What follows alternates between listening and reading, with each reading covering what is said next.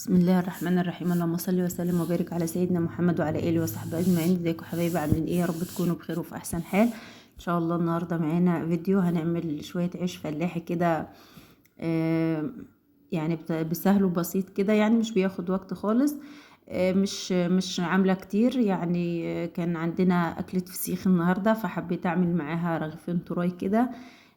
هنشارك الفيديو مع بعض، بس الأول كده نسمي الله ونصلي على سيدنا محمد عليه أفضل الصلاة والسلام. واللي ما اشتركش في القناة يشترك وتفعلوا الجرس على كلمة الكل عشان يوصل لكم إشعار بكل فيديو جديد. وما تنسوش تحطوا اللايك للفيديو. أول حاجة معايا هنا بنخل الدقيق أو بشهد عليه. بصوا اللي طاير قدام الكاميرا ده كده العفر اللي بيطلع من الدقيق.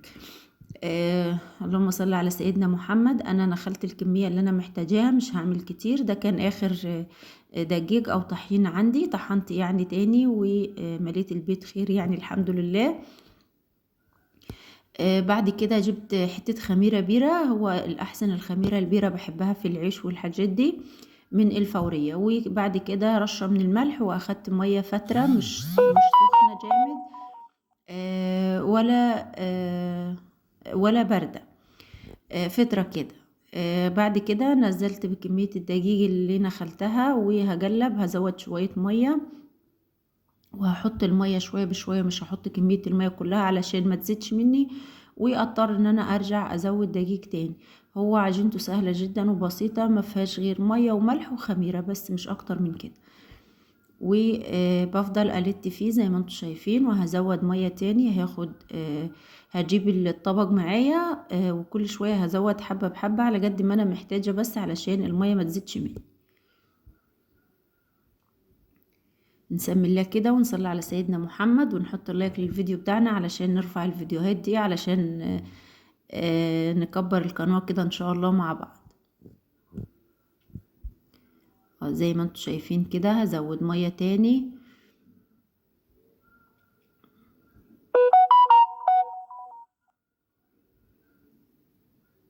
كده خلاص انا اخدت كمية المية اللي انا محتاجاها.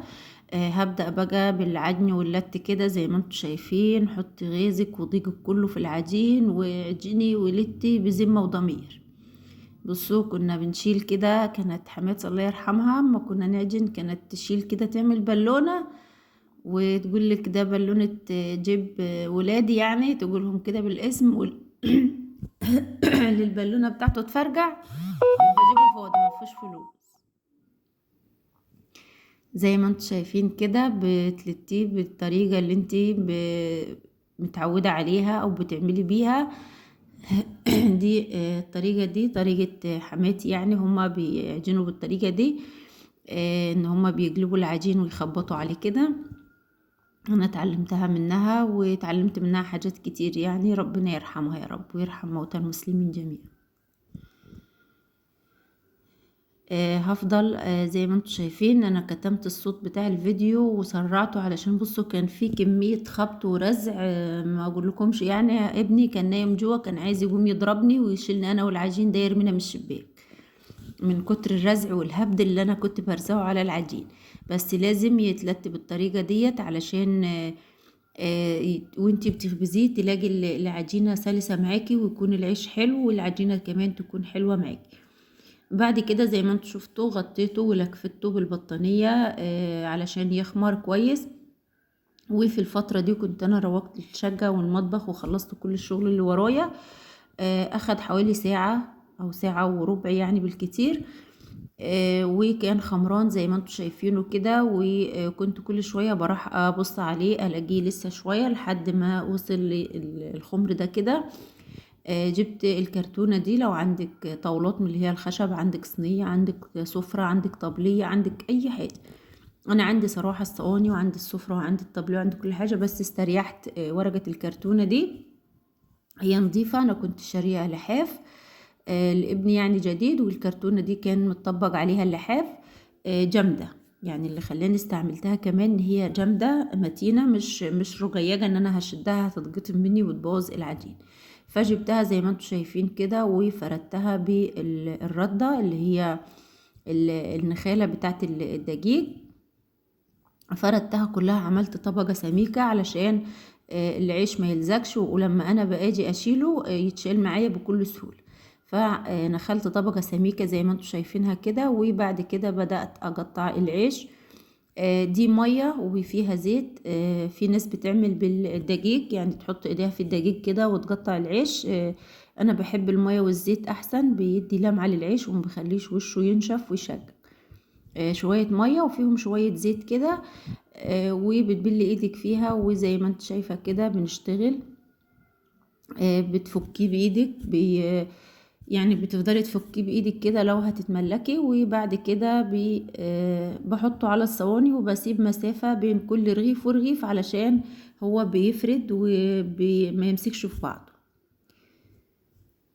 انا عملت الكمية دي، انا عملت الكرتونة دي مليتها وخبزتها، وبعد كده عملت كرتونة تانية، يعني ما رضيتش ان انا اقطعه كله مرة واحدة علشان انا لوحدي، معايا ربنا طبعا احسن من اي حد.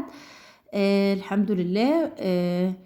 فعملتها وخلصتها ورجعت قطعت تاني، وكمان رجعت ولعت الفرن وكملت علشان ما اعملوش كله ويشجج ووشه يبوظ مني وانا بخبز.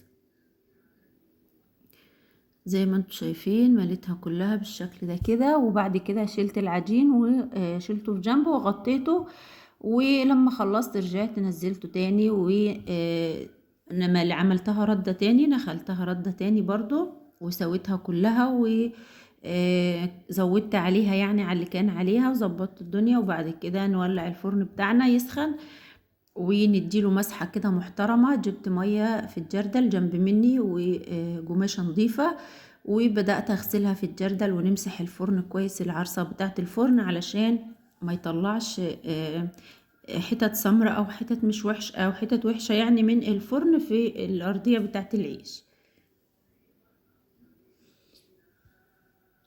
بصوا دي كان اول حاجة انا بدأت اعملها.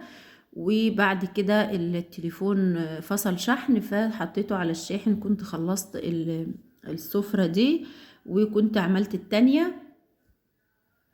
انا بعمل على مطرحتين، بحب اعمل على المطرحتين صراحة، ممكن اعمله على مطرحة واحدة عادي، بس انا بحب اعمل على اتنين. بصوا انا كنت حطيت التليفون على الشاحن وخلصت الكرتونة الاولانية، دي الكرتونة التانية على فكرة.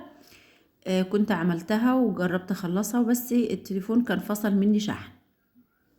زي ما انتم شايفين كده باخده على ايدي وافرده شوية على ايدي، او ما بفردوش يعني عادي.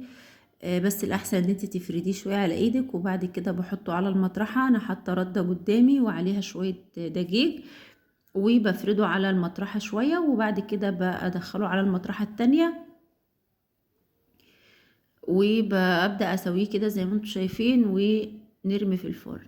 كان زمان لما كنا بنخبز واحنا بنات يعني، كنا بنخبز العيش اللي هو بتاع الفرن الطينة، وكان الجيران بقى والحبايب بيتلموا. فكان لينا جارة الله يرحمها يا رب يحسن إليها، كانت دايما بتيجي تخبز معانا وتقعد تعلمنا وتمسك العود كده ده، واللي تبوظ رغيف تقوم غزها كده بالعود. فكانت تقعد تقول لنا دايما الرحة ترحها العمية والركع الرمية، يعني الرحة اي حد يرحها، انما الرمية هي اللي عايزة فن وتكتيك شوية.